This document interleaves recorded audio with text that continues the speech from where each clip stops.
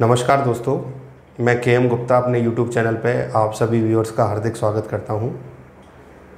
आज का जो हमारा ये वीडियो है, ये लर्निंग वीडियो ना होकर एक इन्फॉर्मेटिव वीडियो है और ये हम उस स्टूडेंट और उन व्यूअर्स की डिमांड पे आपके सामने डिलीवर कर रहे हैं जो एसएससी के एक बड़ी परीक्षा के बारे में कुछ महत्वपूर्ण जानकारी जानना चाहते हैं। देखिए, किसी भी कॉम्पिटिटिव एग्ज़ाम में सफलता का राज सबसे बड़ा यही है कि आप उस एग्ज़ाम को कितनी गहराई से जानते हैं। कहते हैं कि अगर आपको स्विमिंग आती है अच्छी, तो आप कितने भी अच्छे तरीके से किसी भी स्विमिंग पूल में अपने आप को परफॉर्म करता हुआ देख सकते हैं। और अगर आपको स्विमिंग नहीं आती और स्विमिंग पूल में उतर गए आप, तो डेफिनेटली आपको परेशानी हो जाएगी, आप बहुत बड़ी दिक्कत में आ सकते हैं। तो मेरा ये मानना है कि जब तक हम किसी परीक्षा के बारे में गहराई से ना जान लें, तब तक हम मनचाही सफलता अर्जित नहीं कर सकते। तो आज के इस इन्फॉर्मेटिव वीडियो में मैं एसएससी के एक बहुत बड़े एग्ज़ाम के बारे में चर्चा करूंगा और ये चर्चा बहुत लंबी चलेगी, जिससे आप इस एग्ज़ाम को गहराई से जान सकें और ये सीख सकें कि वास्तविक रूप से इस परीक्षा में सफलता का मापदंड क्या है, पैमाना क्या है और हमें किस तरीके से तैयारी करनी चाहिए। और मेरा ये वीडियो उन स्नातक विद्यार्थियों के लिए, व्यूअर्स के लिए है जो जनरली इस एग्ज़ाम को ये मान के छोड़ देते हैं कि भाई ये हमारी रेंज से बाहर है, हम इसे नहीं कर सकते। केवल टेक्नोक्रेट्स कर सकते हैं, टेक्नोलॉजी से जुड़े हुए इंजीनियरिंग स्टूडेंट कर सकते हैं या बड़ी बड़ी परीक्षाओं की तैयारी करने वाले कर सकते हैं। एक सामान्य स्नातक भी इस परीक्षा को कवर कर सकता है। तो मेरा कहने का अर्थ यही है कि आप इस वीडियो को पूरा ध्यान से देखें और समझें।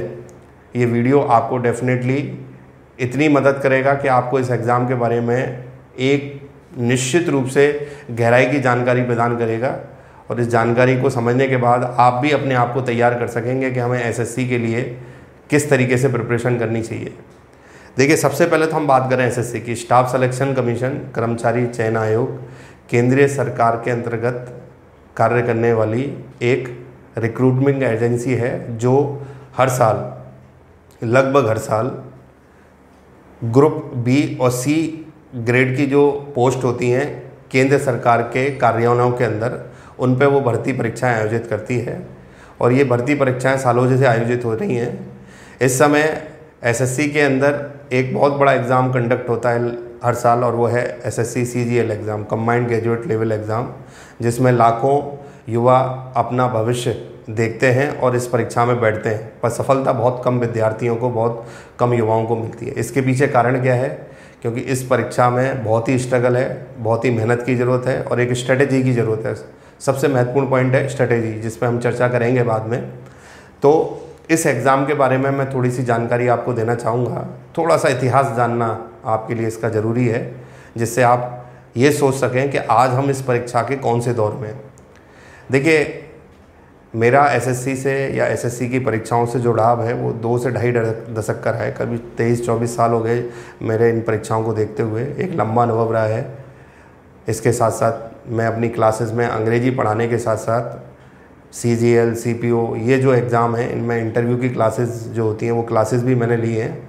तो उस नाते मैं बहुत कुछ आपको इस वीडियो के माध्यम से डिलीवर कर सकता हूँ, जिससे कि आप इस परीक्षा के बारे में गहराई से जान सकें। देखिए, सीजीएल एग्ज़ाम क्या है? अगर मैं बात करूं तो एसएससी की परीक्षा जो प्रणाली है उसको 3 दौर में आप बांट के देखें। एक है बिफोर 99, एक है 99 से 2001 और जो दौर अभी चल रहा है वो अभी तक जारी है, मतलब आगे तक चलता रहेगा। तो पहले हम इस दौर की बात करें। 1999 से पहले एसएससी के अंदर किसी भी पोस्ट के लिए सिर्फ एक सिंगल परीक्षा आयोजित की जाती थी। जैसे क्लर्क नाम की पोस्ट के लिए सिंगल परीक्षा आयोजित की जाती थी, assistant grade, inspector rank. CGL नाम से कोई परीक्षा नहीं होती थी। इन सारी परीक्षाओं में एक कॉमन बात थी कि इनके लिए शैक्षणिक योग्यता समान होती थी। तो जुलाई 99 के अंदर ये जो दौर आ रहा है, जुलाई 99 के अंदर एसएससी ने जो असिस्टेंट इंस्पेक्टर रैंक की परीक्षाएं थी उन सबको कंबाइंड करके एक नई परीक्षा को जन्म दिया जिसे हम CGL एग्ज़ाम के नाम से जानते हैं। इसका उदय जुलाई 1999 के अंदर हुआ और ये परीक्षा प्रणाली लगभग 8-9 साल तक चलती रही। 2008 तक इस पैटर्न में लास्ट एग्ज़ाम हुआ। तो सबसे पहले मैं इस दौर के अंदर आयोजित होने वाली परीक्षा पे आपके साथ चर्चा करना चाहूँगा कि CGL एग्ज़ाम का 99 से लेके 2008 तक का जो दौर था वो किस तरीके का था। देखिए CGL एग्ज़ाम यहाँ पे 2008 तक चलता रहा पुरानी टेक्निक के हिसाब से। तो 99 में जितनी भी ग्रेजुएट लेवल की पोस्ट थी वो सारी पोस्ट को शामिल करके एक एग्ज़ाम बनाया गया और इस एग्ज़ाम का जो पैटर्न था वो ये रखा गया कि सबसे पहले आपको एक प्री परीक्षा देनी होगी, देन आफ्टर एक मेन एग्ज़ाम होगा और उसके बाद आपका इंटरव्यू आयोजित किया जाएगा। तो इस परीक्षा प्रणाली को 2008 तक कंडक्ट किया गया। इसमें क्या था कि कोई भी स्टूडेंट जो ग्रेजुएट है वो इस परीक्षा के लिए आवेदन कर सकता था। सबसे पहले जब 1999 में ये परीक्षा चालू की गई तो CPO की पोस्टों को इसमें शामिल किया गया, सेंट्रल पुलिस ऑर्गेनाइजेशन, जिन्हें आज हम CAPF भी कहते हैं, सेंट्रल आर्म्ड पुलिस फोर्सेस, जिनके माध्यम से Delhi police, BSF, CISF, CRPF, ITBP आदि जैसे ऑर्गेनाइजेशन में भर्ती की जाती है। तो उन पोस्ट को भी इस एग्ज़ाम में शामिल किया गया। बाद में 2 साल बाद इस परीक्षा से CPO परीक्षा को अलग कर दिया गया। तो CGL एग्ज़ाम में जो 3 चरण होते थे पुराने दौर में, उनमें सबसे पहला चरण होता था प्री एग्ज़ाम, जिसमें ऑब्जेक्टिव टाइप परीक्षा ली जाती थी और इस ऑब्जेक्टिव टाइप परीक्षा में 100 क्वेश्चन मैथमेटिक्स के होते थे, 50 क्वेश्चन रीजनिंग, 50 क्वेश्चन GK। इस तरीके से कॉम्बिनेशन करके ये पेपर बनता था। तो जो विद्यार्थी इस परीक्षा को पास कर लेते थे, प्री एग्ज़ाम पास करने के बाद उनको फिर मेन एग्ज़ाम देना होता था। मेन एग्ज़ाम डेस्क्रिप्टिव होता था और इसमें 5 पेपर आयोजित किए जाते थे डेस्क्रिप्टिव फॉर्म में, जैसे IAS के अंदर होता है, UPSC एग्ज़ाम के अंदर होता है। इन 5 पेपरों में से 2 पेपर इंग्लिश लैंग्वेज के होते थे, एक मैथमेटिक्स का होता था, एक GK का, और एक होता था कम्युनिकेशन स्किल्स का, जिसे आप हिंदी में भी दे सकते हैं और इंग्लिश में भी। तो ये 5 पेपर के आधार पर आपको डेस्क्रिप्टिव एग्ज़ाम लिया जाता था और उसके बाद एक 100 मार्क्स का इंटरव्यू आयोजित किया जाता था। तो जो फाइनल मेरिट कंडक्ट की जाती थी वो फाइनल मेरिट कंडक्ट की जाती थी डेस्क्रिप्टिव एग्ज़ाम प्लस इंटरव्यू के मार्क्स को जोड़ के। इसमें पोस्ट के हिसाब से कुछ पेपरों का टोटल, जैसे असिस्टेंट ग्रेड है तो उसके लिए कुछ पेपर को इग्नोर करते थे, इंस्पेक्टर रैंक है तो कोई पेपर को इग्नोर कर दिया। इस तरीके से मिला के टोटल करके 500 या 600 नंबर में से मेरिट बनाई जाती थी। ये परीक्षा प्रणाली थोड़ी हेक्टिक रही। कारण इसका था डेस्क्रिप्टिव एग्ज़ाम, क्योंकि होता क्या था कि मुझे उस समय अच्छी तरह याद है कि प्री एग्ज़ाम होने के बाद 6 से 7 महीने बाद इसका रिजल्ट डिक्लेयर किया जाता था। उसके बाद फिर मेन एग्ज़ाम के लिए डेट आती थी और मेन एग्ज़ाम की जो रिजल्ट आने की स्थिति थी वो साल से 1.5 साल तक इसका रिजल्ट आता था। देन आफ्टर इंटरव्यू आयोजित होते थे। तो इस पूरी प्रोसेस में 2.5 से 3 साल का समय लगता था, यहाँ से लेके यहाँ तक और फाइनल सिलेक्शन तक आने में। तो इस एग्ज़ाम में ज़्यादातर उस समय एक नॉर्मल ग्रेजुएट ही जुड़ता था, जिसने BA, BCom, BSc इस तरीके की अपनी डिग्री ले रखी हैं। वो ग्रेजुएट ही ज़्यादातर इस परीक्षा से अट्रैक्ट होते थे, क्योंकि इसका जो एजुकेशन क्वालिफिकेशन था वो ग्रेजुएशन था। और ये थोड़ी हेक्टिक प्रोसेस इसलिए थी कि 2.5 से 3 साल आदमी को वेट करना होता था। उसके बाद उसको मालूम लगे कि मेरा सिलेक्शन ही नहीं हुआ तो वो थोड़ा डेस्परेट फील करता था। तो बहुत कम स्टूडेंट थे, बहुत कम कैंडिडेट थे तो इस एग्ज़ाम से जुड़ पाते थे। ये पैटर्न 2008 तक चला और उस पैटर्न में कई विद्यार्थियों को हमने अध्ययन कराया और वो इसमें सफलता भी अर्जित करके गए। पर इसको हम स्मूथ पैटर्न नहीं कह सकते, स्मूथ दौर नहीं कह सकते SSC का, क्योंकि इसमें टाइम कंज्यूमिंग फैक्टर था। और उसके पीछे रीज़न ये था क्योंकि डेस्क्रिप्टिव एग्ज़ाम की कॉपियाँ जज करने में, इवेल्युएट करने में काफ़ी समय लगता था, जिसकी वजह से ये परीक्षा प्रणाली हमेशा हेक्टिक रहती थी और लंबी रहती थी। इसके बाद आता है वो दौर जिसमें अभी आप लोग अपने भविष्य बनाने की सोच रहे हैं, और ये दौर चालू होता है 2010 जनवरी से, जहाँ से नई तरीके से CGL एग्ज़ाम का पुनर्गठन करके ये परीक्षा आयोजित की जाने लगी। और इसके पीछे एक रीज़न था क्योंकि 2008 तक आते आते इस परीक्षा प्रणाली की जो एवेल्यूएशन सिस्टम थी या इसमें जो टाइम लग रहा था उस पर बहुत ज़्यादा क्रिटिसिज्म हुआ। तो एक एडमिनिस्ट्रेटिव रिफॉर्म कमेटी बैठाई गई केंद्र सरकार के द्वारा, जिससे कि पता लगाया जा सके कि इस परीक्षा प्रणाली को कैसे फास्ट किया जा सके। तो उसने जो अपनी रिकमेंडेशन दी उनके हिसाब से इस परीक्षा प्रणाली को पूर्णतः ऑब्जेक्टिव बना दिया जाए, जिससे कि एवेल्यूएशन सिस्टम जो टाइम कंज्यूमिंग था वो ना रह के जल्दी मशीनों के द्वारा, क्योंकि ऑब्जेक्टिव परीक्षाएं जो होती हैं उनमें ओएमआर सीट को बहुत जल्दी ओएमआर चेकर से चेक करके रिजल्ट दिया जा सकता है। तो इस तरीके से इस परीक्षा प्रणाली को डेस्क्रिप्टिव फॉर्म से ऑब्जेक्टिव फॉर्म में कन्वर्ट कर दिया गया, जिसकी शुरुआत पहली बार 2010 जनवरी में इसका एक एडवर्टाइजमेंट निकाल के हुई। और इस परीक्षा प्रणाली को 3 हिस्सों में बांट दिया गया।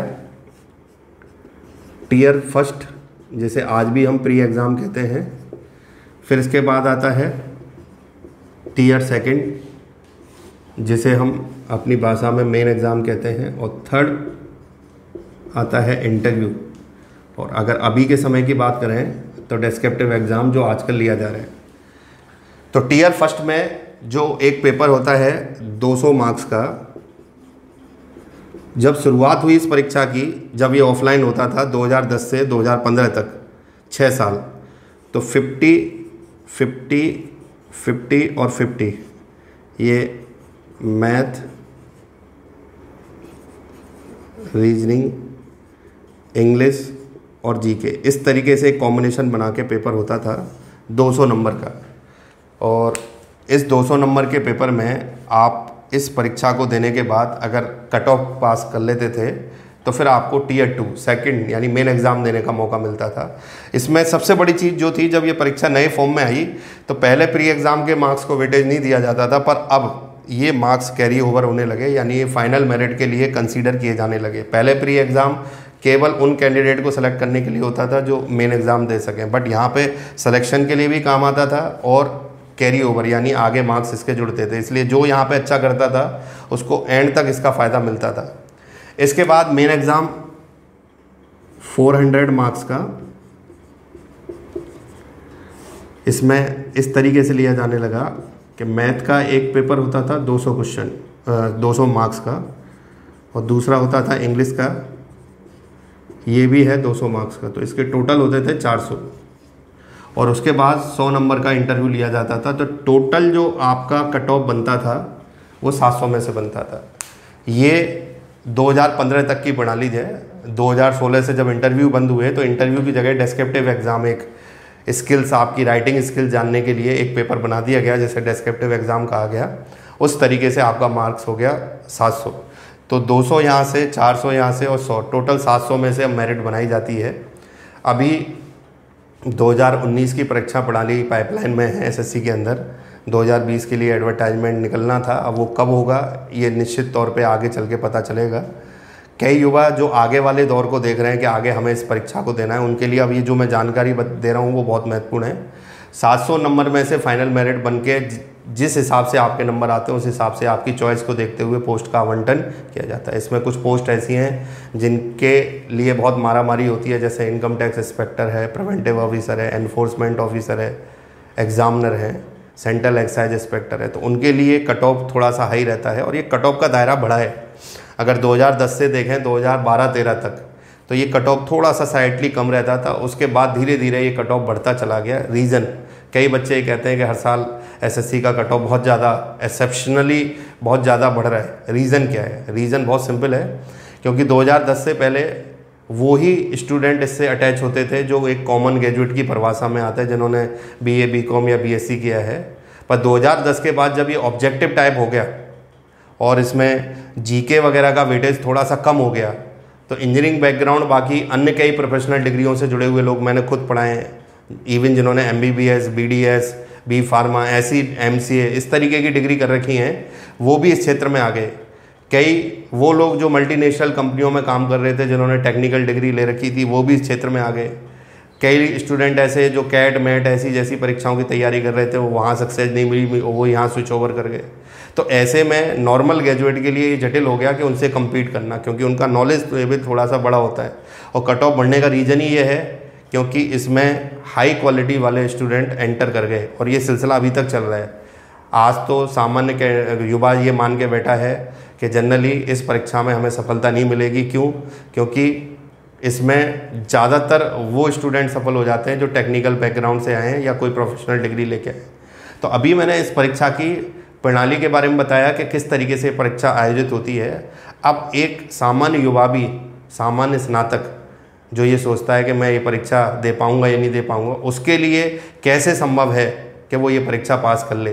तो अगला जो वीडियो होगा मेरा, उस वीडियो में मैं बाकायदा आपको गहराई से ये जानकारी दूंगा एक एक सब्जेक्ट के बारे में कि प्री के लिए हमें किस तरीके से तैयारी करनी चाहिए, मेन के लिए किस तरीके से तैयारी करनी चाहिए और डेस्क्रिप्टिव एग्ज़ाम के लिए किस तरीके से, मतलब आप अल्टीमेटली इस परीक्षा में कैसे सफलता अर्जित कर सकते हैं। ये जानकारी बहुत महत्वपूर्ण है, इस पर भी आपने विशेष ध्यान दिया, जिससे आपको पता लगा कि भाई कौन से पेपर से हमें कितना वेटेज मिल रहा है और आगे कितना वेटेज मिलेगा। नेक्स्ट वीडियो में मैं बाकायदा आपको प्री, मेन और डेस्क्रिप्टिव एग्ज़ाम की अलग अलग से व्याख्या करूंगा, एक एक सब्जेक्ट के बारे में चर्चा करूंगा, कैसे परीक्षा की तैयारी करनी चाहिए, क्या स्ट्रेटेजी होनी चाहिए हमारी, वो सारे बिंदु हम अगले वीडियो में हम आपके साथ डिस्कस करेंगे। तो ये जानकारी आपको निश्चित रूप से बहुत मदद करेगी अपनी प्लानिंग करने में, क्योंकि अगर आपका अगला टारगेट ये है कि मुझे एसएससी का ये एग्ज़ाम पास करना है, तो निरंतर ये वीडियो देखिए, अगला वीडियो ज़रूर आप देखें, जिससे कि आपको एक एक सब्जेक्ट के बारे में जानकारी मिले और आप अपनी परीक्षा की तैयारी को कैसे एक सांचे में ढाल सकें या उसे प्रॉपर तरीके से कैसे मैनेज कर सकें। ये सारी जानकारी मैं आपको अपने अगले वीडियो में डिलीवर करूँगा। तो दोस्तों, यहाँ पे हम ब्रेक लेते हैं। Thank you very much for watching this video. अगले वीडियो के लिए आप प्रिपेयर रहिए, जिसमें मैं आपको ये सारी जानकारी दूंगा, जिससे आप इस एग्ज़ाम के बारे में गहराई से जान सकें। Again, thank you very much.